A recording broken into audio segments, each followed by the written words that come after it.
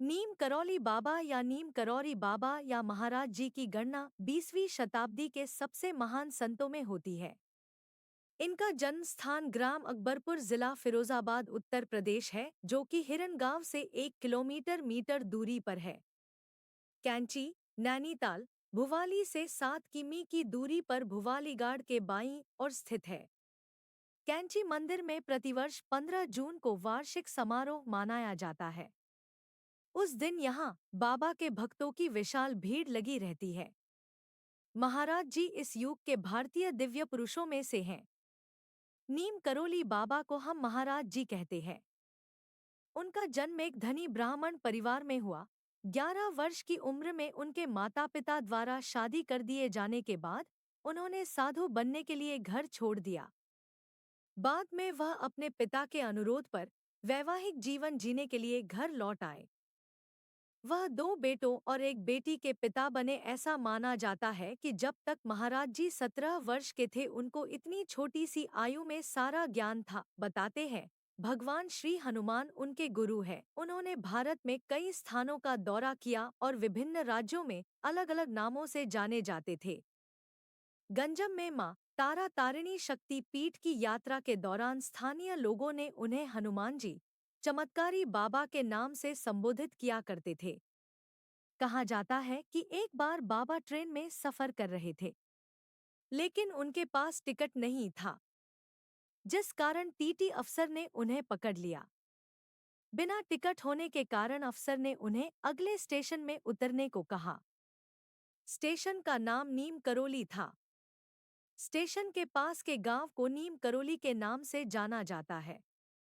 बाबा को गाड़ी से उतार दिया गया और ऑफिसर ने ड्राइवर से गाड़ी चलाने का आदेश दिया। बाबा वहां से कहीं नहीं गए। उन्होंने ट्रेन के पास ही एक चिमटा धरती पर लगाकर बैठ गए। चालक ने बहुत प्रयास किया, लेकिन ट्रेन आगे ना चली।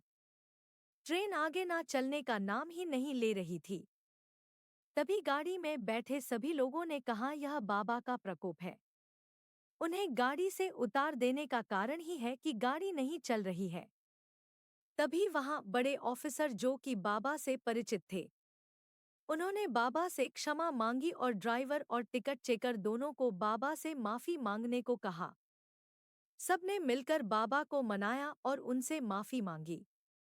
माफी मांगने के बाद बाबा ने सम्मानपूर्वक ट्रेन पर बैठ गए, लेकिन उन्होंने यह शर्त रखी कि इस जगह पर स्टेशन बनाया जाएगा, जिससे वहां के गांव के लोग को ट्रेन में आने के लिए आसानी हो जाए, क्योंकि वहां लोग आने के लिए मिलों दूर से चलकर आते थे, तब जाकर ट्रेन में बैठ पाते थे।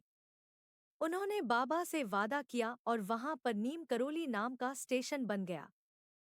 यहीं से बाबा की चमत्कारी कहानियां प्रसिद्ध हो गई और इस स्थान से पूरी दुनिया में बाबा का नाम नीम करौली बाबा के नाम से जाना जाने लगा। यहीं से बाबा को नीम करौली नाम मिला था।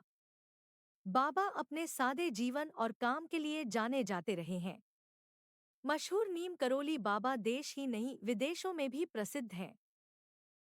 उन्होंने तुलसी और गंगाजल को ग्रहण 50 साल पहले 11 सितंबर के ही दिन रात के करीब 1:15 पर अपना शरीर त्याग दिया। नीम करौली बाबा कहते हैं कि जो इंसान अपने धन का कुछ हिस्सा जरूरतमंदों को बांटता है, वह हमेशा खुशहाल रहता है।